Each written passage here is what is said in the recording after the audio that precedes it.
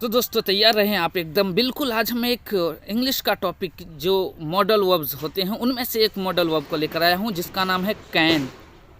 और कैन के सभी फॉर्म्स जैसे कैन, कुड हैव, तीनों पर आज हम लोग चर्चा करेंगे। जी हाँ, बने रहिएगा हमारे साथ। कैन का मतलब होता है सकना। जैसे मैं जा सकता हूँ, तो अब कहिएगा सर मैं मतलब भी सकना पड़े हैं, तो मैं को अभी हम लोग दूर में रखते हैं, साइड में रखते हैं।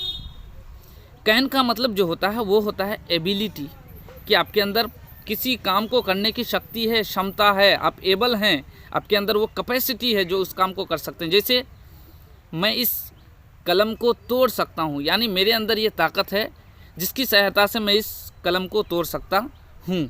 तो यहाँ जो होगा, यहाँ लगेगा कैन।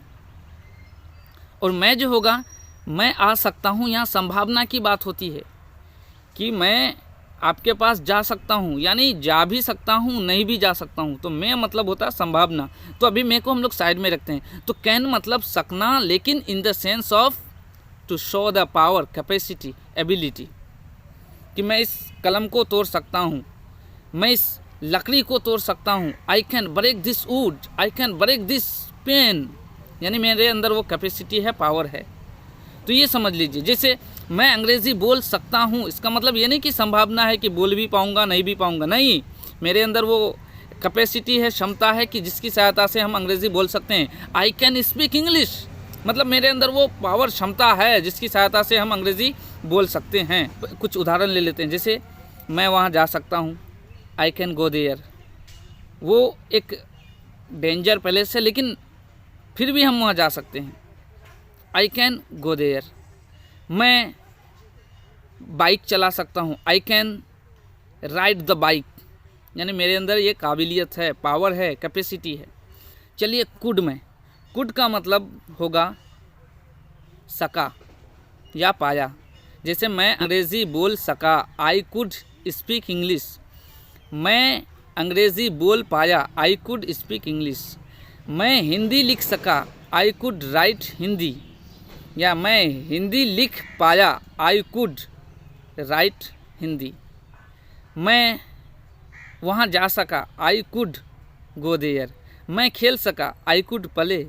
मैं बोल सका, आई कुड स्पीक। अब आइए कुड हैव। देखिए can, could have, could have तीसरा नंबर पे आया। तो ये आप दिमाग में, जहन में बैठा लीजिए कि कुड हैव जब 3 नंबर पे आया तो इसके साथ वर्ब का फॉर्म, तीसरा फॉर्म ही लगेगा, वर्ब का थर्ड फॉर्म लगेगा। जी हाँ, जैसे प्ले का प्लेड होता है, गो का गोन होता है। जैसे मैं खेल सकता था, तो आई कुड हैव प्लेड। जब भी सकता था, कुड हैव का मतलब होता है सकता था, सकता था, कुड हैव का मतलब सकता था।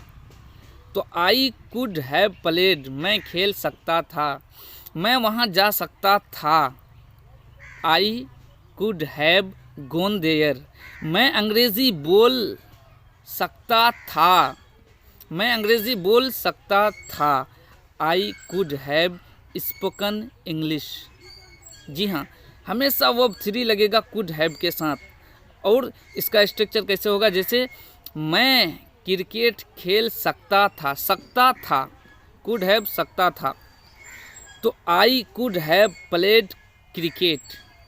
मैं आपके पास जा सकता था, I could have gone to you. मैं अंग्रेज़ी बोल सकता था, I could have spoken English. मैं उसे पीट सकता था, I could have beaten him. जी हाँ दोस्तों, तो हमेशा याद रखिएगा कुड हैव का मतलब होता है सकता था, और कुड हैव के साथ हमेशा आता है वर्ब 3। ध्यान में रखिएगा, can, could have. Could have 3 number पे आया तो वर्ब का तीसरा फॉर्म भी लगेगा इसके साथ। तो दोस्तों अगर वीडियो अच्छा लगे तो आप इसको शेयर कीजिए, लाइक कीजिए, कमेंट ज़रूर कीजिए। जय हिंद।